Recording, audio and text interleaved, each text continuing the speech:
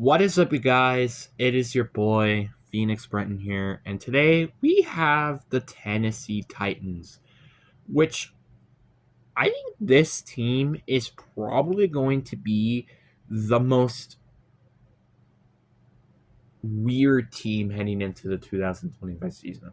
I would probably say the Titans are the most unpredictable team in the AFC side of things, but in terms of, like, obviously the entire league, I don't think so. But this is, again, like I said, probably the most unpredictable team in the AFC. But before we get in today's video, like and subscribe. We are on the road to getting to 700 subscribers. Also, I have a playlist that has all the teams in the NFL. If your favorite team in the NFL is not there yet, it's probably because I haven't made the video yet. But anyways, guys, enough said. Let's just get into the video. And starting off, we got to talk about their free agency. And the free agency isn't really as good as I think a lot of people really was hoping for. Like, for example, the fact that the the top two signings that they have that showed up here is Dermontre Jones and Tyler Lockett is not saying much. Like, Dermontre Jones, and I could say this confidently because I'm a Seahawks fan, is not a good player. He is not a good player. He's pretty darn bad. And Tyler Lockett, it's kind of almost the exact same thing. He's not a good player. Now, the reason why there could be some room of optimism is because of Adam Thielen. And you want to know what Adam Thielen was? Adam Thielen was a breakout candidate that came out of nowhere in Carolina and just did really well. That's why there's a little bit of a leeway with Tyler Lockett. And also, he's still not that bad. Kevin Zeitler, probably their best signing, honestly. They need to fix the offensive line. Xavier Woods was a very good signing as well. It's like they didn't really do well. Also, Cody Barton is a decent signing as well. They didn't add like anybody major, but I would confidently say they didn't lose a lot of major pieces. Like, yeah, you lost Erlon Landry and Jerome Baker, but again, they're not major, but you did not gain anything major, though. That's the problem. And that's kind of where the draft in particular really starts to just like kind of make you hope that these players do end up panning out. Like, for example, Cam Ward, this is kind of what really defines what they're going to do this year. If Cam Ward does very well, his team can potentially be playoff contenders. But if he doesn't, this team might potentially just get a number one overall pick again. Potentially. Then you have Afe Owe, which is an edge rusher out of UCLA. You know, they did end up focusing a lot with defense in their next couple. Well, their next two picks, they focused on defense. Then their next four picks, they focused on offense. Then your next pick, you focus on defense. And then your next pick, you focus on offense. But the one thing that I was looking at when I'm looking at this draft that they did is they weren't really addressing the biggest positions of need. For example, running back, in which they used with one of their last picks, is not a big position of need for this team. Corner is not the biggest position of need for this team. Like, obviously, I'm not a Titans fan, so I'm not 100% accurate to probably everything I say. But personally, what I thought were the biggest needs, which they did address this at least, was, in my opinion, the edge rushing position, which they addressed, the linebacker position, which they did address through free agency, but I feel like they could have did it during the draft, which they didn't do, and wide receiver, which they drafted 2 wide receivers and then even a tight end to add to that. So it's going to be very interesting in terms of their depth chart side of things, what they're going to do in terms of the tight end position. That is what it's going to be interesting of. And also, in terms of their offense, it's still not pretty at all. Like, for example, I really still don't like their receiving core. Like, unless one of the rookie receivers break out and have an amazing season, I highly doubt I really will like this receiving core. Calvin Ridley is a good receiver, and I bet he might do even better than he did last year because now he has Cam Ward at quarterback. But that's the thing.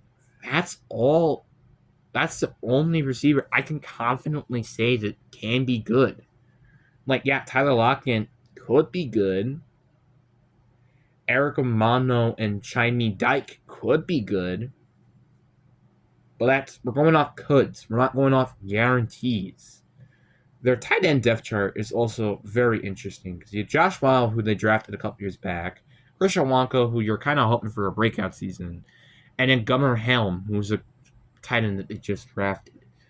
And then their offensive line, which I think is probably the strength of this team after they drafted an interior offensive lineman through the draft as well. Like, they have Dan Moore, Peter Skoronski, J.C. Latham, Lou Cushenberry, and Kevin Zeitler. Very solid offensive line. Like, yeah, you probably would maybe want to improve at tackle because I'm not a big fan of Dan Moore, but outside of that, very solid. And then their defense, which I feel like not a lot of people are talking about their defense because their defense was one of the best in terms of the pass defense side of things.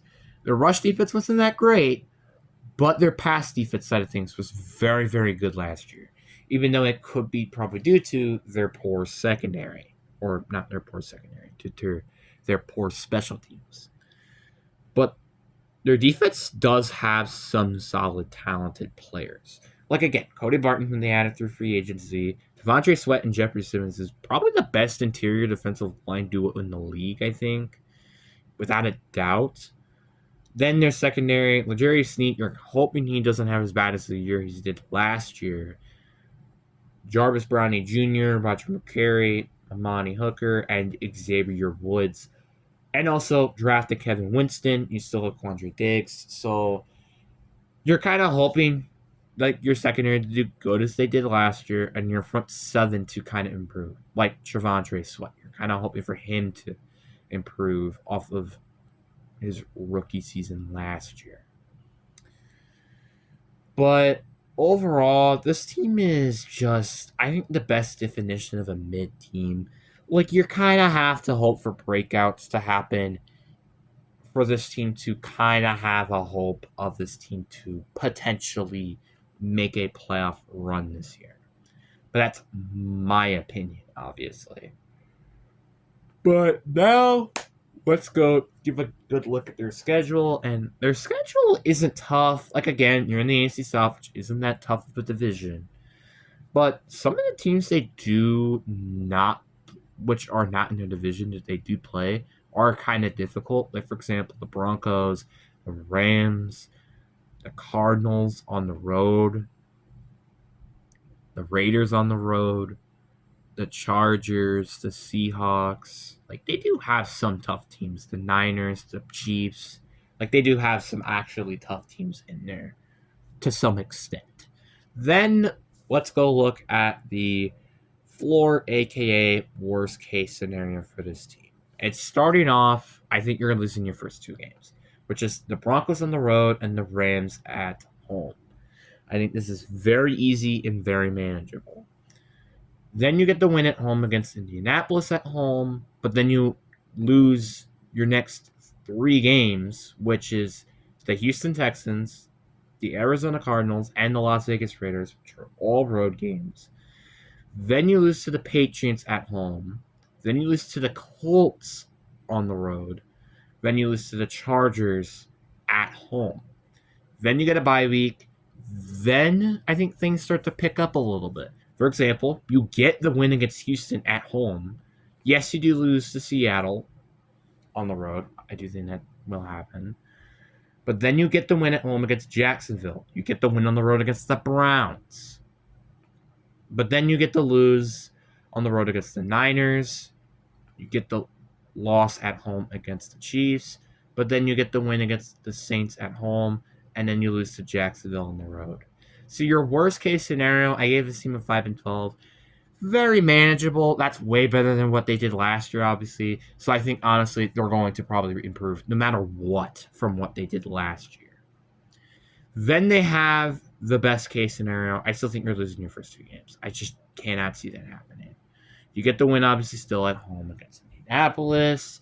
I think you still lose to Houston on the road. I think you still lose to Arizona on the road. But you do get the win on the road against the Las Vegas Raiders. You get the win at home against the New England Patriots. You get the win on the road against the Colts. And I think you still lose, though, at home against the Chargers. You get a bye week. You get to beat the Texans. I think you can beat the Seahawks, best case scenario. And then you get to beat the Jaguars at home still. And same thing with on the road against the Browns. I think you still lose on the road against the Niners. You lose at home against the Chiefs. You get the win at home against the New Orleans. And I think you still lose, though, at home against the Jacksonville Jaguars. So their ceiling, I have a 9-8, which isn't that bad. It kind of could be 10-7 with them just like beating like Jacksonville. Like you kind of have to sweep the Colts and Jacksonville to even have a remote chance to get double-digit wins this year. Because again, some of the teams that they have to go against, which isn't in their division, that's pretty difficult. But like I said, overall, this is a kind of mid team with kind of a decent schedule. It's not that difficult, but it's not that hard either. It's like I wouldn't say probably you going against any like legit Super Bowl contending teams outside of the Chiefs in this schedule, but you're not going against a lot of just like bad teams though either through their schedule. And also they kind of do have a little bit of a favor since they could play in the AFC South. But anyways, guys, I really do hope you guys enjoyed this video. Peace.